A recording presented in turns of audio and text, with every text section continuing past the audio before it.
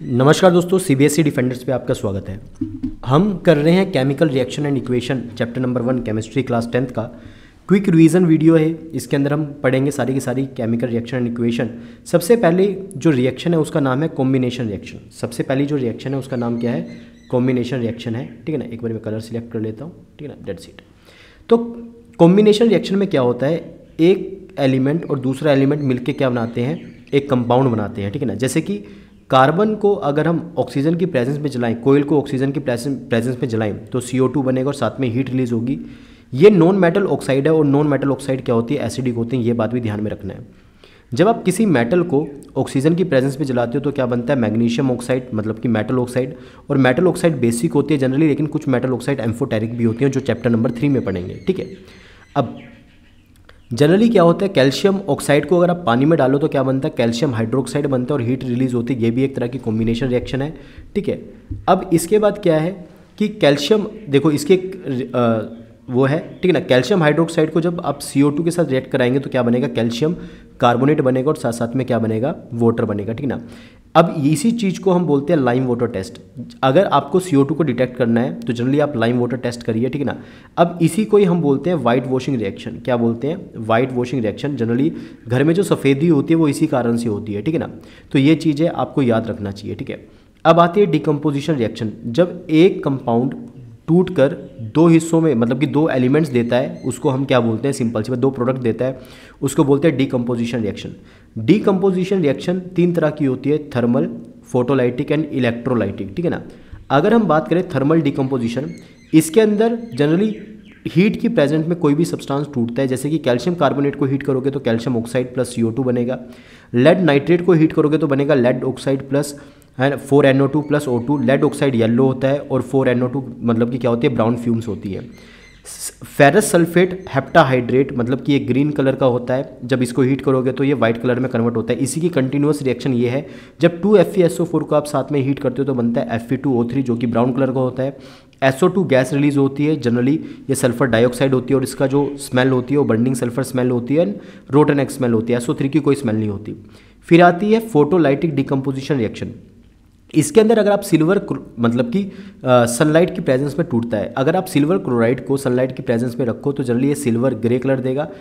असली में white colour होता है, जब रिएक्शन होती है तो ग्रे कलर में कन्वर्ट हो जाता है। तो इसी कारण से इसको हम ब्लैक एंड वाइट फोटोग्राफी में भी यूज़ करते हैं। ठीक है ना, अगर आप सिल्वर ब्रोमाइड को, जो कि येलो कलर का होता है, उसको रखोगे सनलाइट की प्रेजेंस में तो क्या बनेगा, सिल्वर बनेगा और ब्रोमीन गैस बनेगी। ठीक है ना, अगर आप हाइड्रोजन पेरोक्साइड, इसको बोलते हैं हाइड्रोजन पेरोक्साइड, ठीक है ना, हाइड्रोजन पेरोक्साइड को सनलाइट की प्रेजेंस में रखोगे तो जनरली वाटर रिलीज होगा और सिंपल सी बात, ठीक है ना, ऑक्सीजन रिलीज होगा। ये है photolytic decomposition. Next is electrolytic decomposition. इसके अंदर आपको इलेक्ट्रोलाइटिक टैंक लेना है, उसके अंदर पानी डालना है और साथ में डिल्यूट H2SO4 डालना है। क्यों? ताकि ये इंक्रीज करता है कंडक्टिविटी। अब सिंपल सी बात क्या है, एक तरफ रख देना एनोड, एक तरफ रख देना कैथोड। ठीक है ना, जब आप पानी डालोगे तो पानी इलेक्ट्रिसिटी की प्रेजेंस में टूटेगा, हाइड्रोजन गैस प्रोड्यूस करेगा, ऑक्सीजन गैस प्रोड्यूस करेगा इन 2:1। हाइड्रोजन गैस होगी प्रोड्यूस कहाँ पे, कैथोड के ऊपर, और ऑक्सीजन गैस प्रोड्यूस होगी कहाँ पे, एनोड के ऊपर। कितनी रेशो में, कितने वॉल्यूम में, 2:1 के वॉल्यूम में। ठीक है ना, तो आपको ये ध्यान में रखना, ये है इलेक्ट्रोलाइटिक डिकम्पोजिशन। ठीक है, फिर आती है डिस्प्लेसमेंट रिएक्शन। इसके अंदर जो मोर रिएक्टिव एलिमेंट होता है वो डिस्प्लेस करता है लेस रिएक्टिव एलिमेंट को। ठीक है ना, अब इसके लिए आपको याद करनी पड़ेगी एक निमोनिक, कुनिका, मांगे आलू ज़्यादा, फिर सबने पंजाब से 100 क्विंटल हाइब्रिड अर्जेंटीना के आलू मंगाए, पता नहीं क्यों। ठीक है, अब एग्जाम्पल के लिए मैंने नेल लिया। नेल क्या है, आयरन है, और इसमें सोल्यूशन ले लिया कॉपर सल्फेट सोल्यूशन। ठीक है ना, अब जनरली ये ब्लू कलर का होता है, जब आयरन इसमें डाल, मतलब नेल रखी जाएगी तो आयरन क्या करेगा, कॉपर को डिस्प्लेस कर देगा, तो क्या बनेगा, FeSO4 जो कि ग्रीन कलर का होता है, साथ में कॉपर। ठीक है ना, ये ग्रीन कलर का हो गया। ठीक है ना, जैसे कि अगर आप एल्यूमिनियम रखो किसके अंदर, जिंक सल्फेट के सोल्यूशन में, तो एल्यूमिनियम डिस्प्लेस कर देगा जिंक को, Al2SO4 थ्राइस बनेगा और साथ में जिंक बनेगा। ठीक है ना, ये चीज़ है। ठीक है, अब आती है डबल डिस्प्लेसमेंट रिएक्शन। क्या आती है, double displacement reaction. Double displacement reaction को हम प्रेसिपिटेशन रिएक्शन भी बोल सकते हैं, बिकॉज इसके अंदर प्रेसिपिटेट बनते हैं। जैसे कि बेरियम क्लोराइड को सोडियम सल्फेट के साथ रिएक्ट कराओगे तो बनेगा BaSO4 के white precipitate and 2NaCl। PbNO3 twice को आप रिएक्ट कराओगे 2Ki से तो बनेगा PbI2 जो कि येलो PBT देगा, लेड आयोडाइड और 2KNO3। फिर एक और रिएक्शन आती है, सिंपल सी बात। ठीक है ना, अच्छा इसको हम न्यूट्रलाइजेशन रिएक्शन भी बोल सकते, ठीक है ना। अगर हम बात करें एक्सोथर्मिक रिएक्शन और एंडोथर्मिक रिएक्शन, इसमें हीट इवोल्व होती है, इसमें हीट एब्जॉर्ब होती है। अगर मैं बात करूँ सिंपल सी बात, क्वेश्चन आएगा वाई सिंपल बात respiration is considered an exothermic reaction, because respiration के दौरान ग्लूकोज का ऑक्सीडेशन होता है और 36 to 38 एटीपी मॉलिक्यूल बनते हैं, इसी कारण से ही एनर्जी रिलीज हो रही है इसके अंदर। जहाँ पे एनर्जी रिलीज होती है वो क्या होती है, एक्सोथर्मिक रिएक्शन होती है, ठीक है ना। फोटोसिंथेसिस को हम एंडोथर्मिक रिएक्शन कंसीडर करते हैं, बिकॉज इसके अंदर सनलाइट जो है वो क्या होती है, कंज्यूम होती है, ठीक है ना। ये चीज़ ध्यान में रखने वाली बात है। फिर आती है न्यूट्रलाइजेशन रिएक्शन, इसके अंदर एसिड और बेस रिएक्ट करके सोल्ट प्लस वाटर बनाते हैं, HCl plus NaOH give rise to NaCl plus H2O, ठीक है ना, आपको ध्यान में रखना है। अब इसके बाद आती है रिडोक्स रिएक्शन। रिडोक्स रिएक्शन ये दो वर्ड से मिलकर बना है, रिडक्शन और ऑक्सीडेशन। रिडक्शन का मतलब है या तो हाइड्रोजन का ऐड होना, या तो ऑक्सीजन का रिमूवल होना, या तो इलेक्ट्रॉन का गेन होना, ठीक है ना।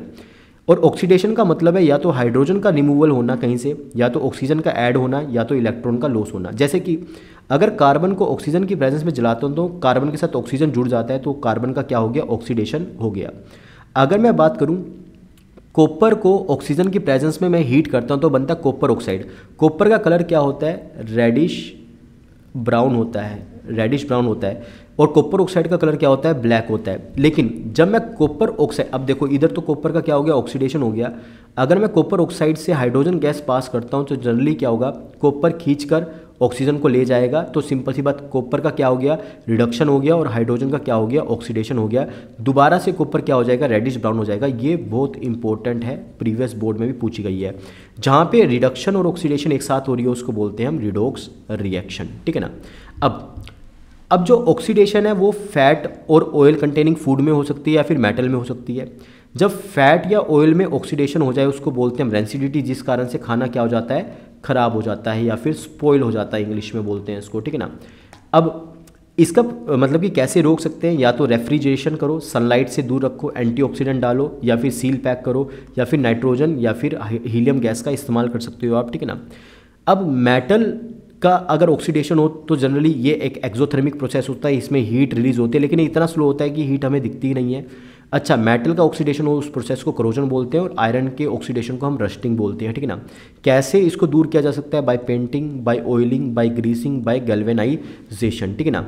अब गैल्वेनाइजेशन का मतलब क्या होता है, मोर रिएक्टिव मेटल के ऊपर लेस रिएक्टिव मेटल के ऊपर मोर रिएक्टिव मेटल की लेयर चढ़ा देना। जैसे कि अगर मुझे आयरन को प्रिवेंट करना है जंग लगने से, तो मैं इसके ऊपर किसकी लेयर चढ़ा दूंगा, जिंक की लेयर चढ़ा दूंगा। इसको बोलते हैं हम, सिंपल सी बात क्या है, गैल्वेनाइजेशन, ठीक है ना। तो ये था हमारा चैप्टर नंबर 1। आई होप आपको समझ में आया होगा। ये थी क्विक रिवीजन। इसकी डिटेल वीडियो मैं जनरली प्री बोर्ड के बाद लेके आऊँगा, सिंपल सी बात, ठीक है ना। आई होप आपको क्विक रिवीजन वीडियो पसंद आई होगी, ठीक है ना। देखते रहिए CBSE डिफेंडर्स।